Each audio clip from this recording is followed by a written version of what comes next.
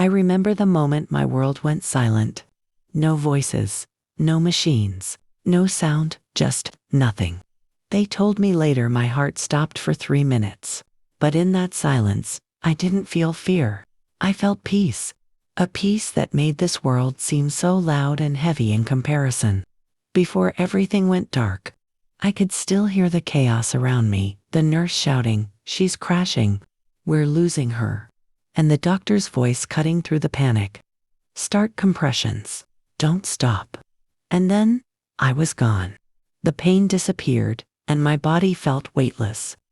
It was like stepping out of a storm and into stillness. And there, in that stillness, I saw a light not like any light I've seen before. It wasn't blinding. It was alive. It moved like it was breathing, pulsing with warmth and love. I should have been scared, but instead, I felt home. And then I heard it, a voice. It wasn't a man's or a woman's. It was everything gentle, powerful, familiar. It said just 5 words that shook my soul. You're not done yet. Those words didn't sound like a warning. They sounded like a promise. And suddenly, I saw flashes, faces of people crying, reaching, breaking. Some were strangers, some I recognized. It was like God was showing me the threads of lives I hadn't touched yet, but was meant to. The light grew brighter, and I could feel myself being pulled toward it. But the voice spoke again, firmer this time. Go back. Your work isn't finished. And then, everything shattered. A jolt, a gasp. My eyes opened. The hospital ceiling was above me, and I could see tears on a nurse's face. The doctor said, "She's back. She's back." Their hands were shaking, their voices trembling. But all I could do was stare, because I remembered everything. I didn't just survive. I was sent back. I had crossed over, and God Himself told me why I had to live. And in that moment, lying there, surrounded by people who thought it was over, I realized the real story wasn't that my heart stopped. It's that it started beating for a reason. The night before my heart stopped, I remember staring at the ceiling, listening to the rhythm of the monitor beside me. Every beep was a reminder I was still here. But barely. My body had grown weaker by the day. The doctors said my heart was failing, that they were doing all they could. But I could see the truth written on their faces. They were preparing for the end. I wasn't afraid of dying. What broke me was the thought of leaving everything unfinished. There were people I hadn't forgiven, dreams I'd buried under fear, and words I never said to the people I loved most. I remember whispering that night, "Lord, if this is my time, then please, let it mean something." The room was cold, that kind of cold that settles in your bones. The hallway lights flickered through the glass door, and I could hear nurses whispering outside. "She's fading," one of them said softly. Another replied, "She might not make it till morning." I turned my head slowly and looked at the cross on the wall. It wasn't just decoration anymore. It was my only anchor. And then, the pain hit sharp, deep, like my chest was being crushed from the inside. The monitor beside me went wild. I heard the alarm blaring, footsteps rushing in. The doctor's voice cut through the panic. "She's in cardiac arrest. Get the paddles." In that chaos, I felt something strange. A calm rising through the fear. I took one last shaky breath and thought, if this is it, I'm ready. Everything around me faded. The sound, the faces, the lights, and then silence. For the first time in my life, the pain stopped. The weight lifted. And the next thing I knew, I was standing in a place where pain couldn't follow. That's when I realized I hadn't died to end something. I had died to see something. And that's where the next chapter began. The chapter where God showed me why my heart had to stop, so my soul could finally wake up. When I crossed over, it didn't feel like death. It felt like waking up. At first, I was standing in darkness, not the kind that scares you, but the kind that comforts you, like being wrapped in a soft blanket. And then, far ahead, I saw a light. It wasn't blinding. It was calling. Each step I took toward it felt weightless. No pain, no sickness, no fear. Just warmth. Every breath I'd struggled for moments before was now effortless. I could finally breathe. As I got closer, I realized the light wasn't just light, it was alive. It pulsed like a heartbeat, and every pulse carried something deeper than words. It carried love. Then, I started hearing sounds, gentle, distant, like voices singing in harmony. They weren't songs I recognized, but they filled me with peace so pure that tears streamed down my face. Even though I didn't feel sadness, it was the sound of home. And then, from that light, a figure emerged. I couldn't see a face, just presence. It felt like standing before the sun, but instead of burning, it healed. And that's when I heard it, the voice. Not through my ears, but through my soul. It said, "You are not done yet." I wanted to stay.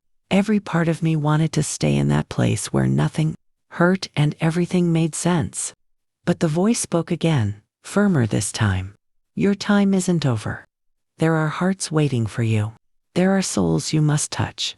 I looked down and saw flashes, people I didn't know, places I'd never been. A crying woman holding her child. A man standing alone in a church. A nurse praying quietly in a hallway. And I felt something deep inside me. A knowing that somehow, I was meant to reach them. The light seemed to move closer, surrounding me completely. And in that light, I felt everything. Every mistake I'd made. Every kindness I'd given. Every tear I'd cried. And yet, through it all, there was no judgment. Only love. Then came the words that changed everything. "You will go back. And you will tell them I am real." The moment I heard that, the light began to fade. The warmth slipped away. And I felt myself falling, not down, but back. I gasped, air flooding my lungs like a first breath after drowning. I opened my eyes to see doctors hovering, shocked. And deep down, I knew. I had just seen the other side. And been sent back with a message. When I opened my eyes, everything was noise again. The bright hospital lights. The shouting voices. The smell of antiseptic and fear. At first, I didn't understand where I was. It felt like I'd been pulled out of the calmest ocean and thrown into a storm. A nurse was crying, her hands still pressing against my chest. The doctor looked stunned, frozen mid. Someone whispered, "She's back. She's breathing." But all I could do was stare at the ceiling. Not in panic. Not in confusion. In peace. Because I remembered everything. The light, the voice, the warmth that told me I wasn't done. The doctor leaned over me and said, "Ma'am, can you hear me?" I tried to speak, but my voice was weak, just a whisper. "Yes," I said. "I was with him." He paused. "What do you mean, with him?" Tears rolled down my cheeks as I whispered again, "I saw God." The nurse gasped softly, and for a moment, the room went still. No one knew what to say. But I could see it in their eyes. They felt something. Because I wasn't supposed to be alive. 3 minutes. That's how long they said my heart had stopped. 3 minutes with no pulse. 3 minutes where science said I was gone. But heaven said, not yet. As they wheeled me to recovery, I watched everyone's faces, the doctors, the nurses, even a janitor standing frozen in the hallway. They all looked at me like they were seeing a ghost. But what they didn't understand was that I wasn't a ghost. I was proof. In the days that followed, my body was weak, but my spirit felt new, like a fire had been lit inside me. Every sound felt sharper, every color brighter. And the air itself felt holy. When my family came to see me, they couldn't stop crying. My daughter said, "Mom, they told us you were gone." I smiled and told her softly, "I was, but God brought me back." And for the first time, I saw them not as people who had almost lost me, but as people I was sent back for. That night, As I lay in the dark hospital room, I whispered the same prayer I had before my heart stopped. Lord, let this mean something. And this time, I heard his voice again, gentle, steady, real. It already does. The doctors called it a miracle. But I knew better. It wasn't a coincidence. It was a calling. In the days after I woke up, I couldn't stop thinking about what I saw, the light, the voice, the peace that wrapped around me like a promise. I realized that God hadn't just given me back my life. He had given me a mission. You see, when I stood in that light, I didn't see judgment or anger. I saw love so powerful, it made all my pain look small.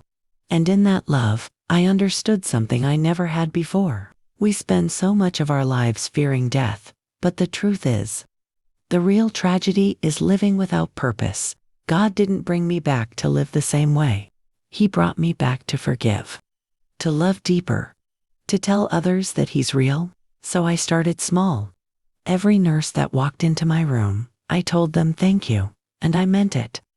Every visitor, every family member, I told them, I love you, even if I'd never said it before.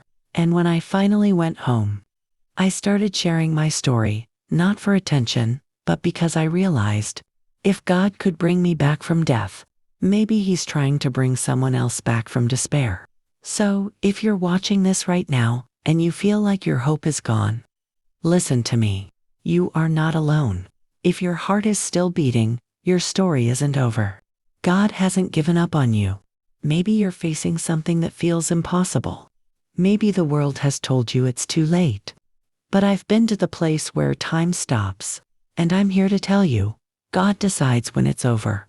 Not the doctors, not the sickness, not the world. He brought me back because someone out there, maybe you needed to hear this. You're still here for a reason. Don't let pain convince you otherwise. You are loved. You are seen. You are chosen. And if you believe in miracles, then my story isn't just mine anymore, it's ours. So, before you scroll away, I want you to do one thing for me. Hit that like button if you believe God still works miracles. Subscribe if you've ever felt His hand in your life. And in the comments, tell me where you're watching from, because faith travels farther when we share it. And remember, my heart stopped for 3 minutes, but God showed me why I lived. So I could remind you, you still can.